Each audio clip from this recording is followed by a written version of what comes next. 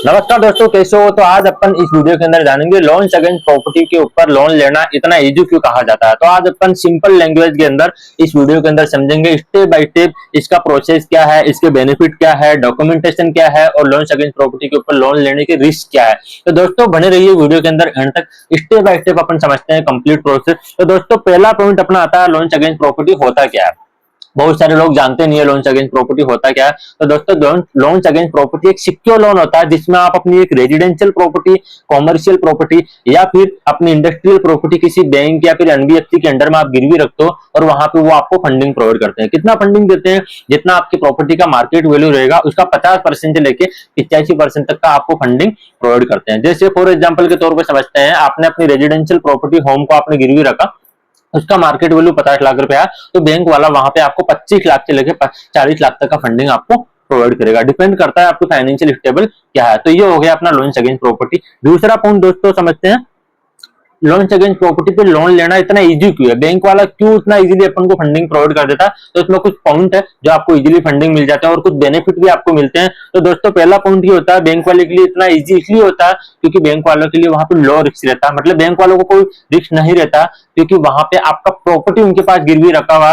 अगर आप किसी भी तरह का अगर आप ईएमआई डिफॉल्ट करते हो, टाइम से पेमेंट ना करते हो, तो बैंक वाला आपकी प्रॉपर्टी को ऑक्शन कर लेता है। तो इसलिए बैंक वालों के लिए वहां पे लो रिस्क रहता है। तो पहला पॉइंट ये। दूसरा पॉइंट ये होता है दोस्तों, अगर आप लोन अगेंस्ट प्रॉपर्टी लोन लेते हो तो वहां पे रेट ऑफ इंटरेस्ट आपके लिए सबसे कम से कम रेट ऑफ इंटरेस्ट मिलता है 9% से लेके 12% के बीच में। एंड तीसरा पॉइंट ये होता है पर्सनल लोन, बिजनेस लोन के कंपेयर के अंदर जो लोन अगेंस्ट प्रॉपर्टी फंडिंग होती है वो बहुत ज्यादा हाई आपको मिलती है। बट डिपेंड करता है वो जो मैंने आपको स्टार्टिंग में समझा था, आपकी मार्केट वैल्यू के अकॉर्डिंग आपको फंडिंग मिलेगी। एंड चौथा पॉइंट ये होता है दोस्तों, वहां पे आपको टेन्योर बहुत लंबा मिलता है, मतलब अप टू 15 साल तक का टेन्योर आपको मिलता है। इजीली आप अपनी ईएमआई को मेंटेन कर सकते हो, इजीली आप टाइम टू कम ईएमआई आप पे कर सकते हो। बट डिपेंड करता है आपकी फाइनेंशियल स्टेबल क्या है, कितना इनकम आप आ रहा है, कितना ईएमआई आप दे सकते हो। तो ये हो गया दूसरा पॉइंट। अब तीसरा पॉइंट समझते हैं स्टेप बाय स्टेप इसका प्रोसेस क्या है। तो इसमें 6 पॉइंट है स्टेप बाय स्टेप प्रोसेस होने के। तो दोस्तों पहला पॉइंट है आप यहाँ पर आपको एक एप्लीकेशन फॉर्म सबमिट करना होता है, जिस भी बैंक का या फिर एनबीएफसी के अंदर आप अप्लाई कर रहे हो तो एप्लीकेशन फॉर्म फिलअप करके वहां पे सबमिट करना होता है। एंड दूसरा पॉइंट वहां पे आपको कंप्लीट डॉक्यूमेंटेशन कलेक्ट करके सबमिट करने होते हैं। डॉक्यूमेंटेशन में आपको नेक्स्ट पॉइंट में बताऊंगा क्या क्या डॉक्यूमेंटेशन होते हैं। एंड तीसरा पॉइंट ये होता है आपकी प्रॉपर्टी वैल्यूएशन चेक होती है, बैंकर की तरफ से वैल्यूअर आता है, आपकी प्रॉपर्टी की वैल्यूएशन निकालता है और फिर आगे जाके रिपोर्ट देता है क्रेडिट को, तब जाके आपकी प्रॉपर्टी की वैल्यूएशन डिसाइड होती है। एंड चौथा पॉइंट होता है आप लीगल चेक होता है, आपकी प्रॉपर्टी का प्रॉपर तरीके से टाइटल चेक होता है। किसी भी तरह का अगर आपकी प्रॉपर्टी में कोई डिस्प्यूट निकल जाता है तो वहां पे रिजेक्शन होने के चांसेस बहुत ज्यादा होते हैं। तो किसी भी तरह का कोई प्रॉपर्टी के अंदर डिस्प्यूट नहीं होना चाहिए। अगर लीगल टाइटल अगर अप्रूव हो जाता है तो केस आगे मूव हो जाता है। और इसके बाद चौथा पॉइंट होता है आपका लोन, वहां पे ये सब कुछ कवर होने के बाद चौथे पॉइंट में आपका लोन सैंक्शन हो जाता है, आपको कंप्लीट सैंक्शन लेटर मिल जाता है, इसमें complete detail, rate of interest, loan amount सब कुछ मिल जाता है।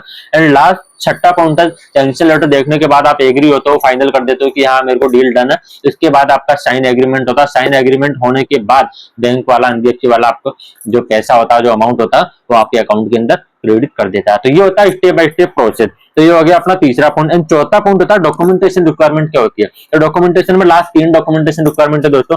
पहला डॉक्यूमेंटेशन है केवाईसी, यानी कि आपका आधार कार्ड, पैन कार्ड या फिर आपका वोटर आईडी वगैरह डॉक्यूमेंटेशन रिक्वायरमेंट रहेगा। एंड तीसरा आपका इनकम प्रूफ, यानी कि आपकी salary slip, ITR, bank statement.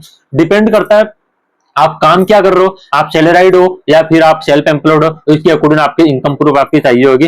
And तीसरा है आपका प्रॉपर्टी के डॉक्यूमेंट। प्रॉपर्टी के डॉक्यूमेंट्स में आपका sale deed, property tax receipt या फिर अप्रूव्ड बिल्डिंग प्लान, ये डॉक्यूमेंटेशन रिक्वायरमेंट होता है। इसमें भी जरूरी नहीं हो कि आपके पास सेल डीड हो, कुछ भी पेपर आपके पास होते हैं, हो सकते हैं, क्योंकि प्रॉपर्टी कई तरह की होती है, जेडीए अप्रूव्ड, नॉन अप्रूव्ड, ग्राम पंचायत, नगर पालिका, नगर निगम, कई तरह की प्रॉपर्टी होती है। तो इसके अकॉर्डिंग कईयों के पास पेपर होते हैं, कईयों के पास कुछ अलग तरीके से पेपर होते हैं। तो वो कोई भी पेपर आप दे सकते हो। आप जिस भी बैंकर से आप नेगोशिएट करोगे, अपनी प्रॉपर्टी की डिटेल समझाओगे, तो वो आपको बता देगा कि उनको किस तरह के प्रॉपर्टी के पेपर चाहिए, तो वो आप प्रॉपर्टी के पेपर दे सकते हो। ये डॉक्यूमेंटेशन हो गया आपके कंप्लीट, ठीक है। एंड चौथा पॉइंट हो गया अपना चौथा पॉइंट अपना आता है रिस्क का, चौथा पांचवा, ठीक है। रिस्क का आता है, इसके अंदर रिस्क क्या हो सकता है। फॉर एग्जांपल आपने किसी भी सब कुछ कवर कर लिया, डॉक्यूमेंट सबमिट करवा दिया, आपने लोन भी ले लिया, अगर आपने टाइम से ईएमआई पे नहीं किया तो वहां पे बैंक वाला आपकी प्रॉपर्टी के ऊपर ऑप्शन ले सकता है, मतलब आपकी प्रॉपर्टी को ऑप्शन कर सकता है।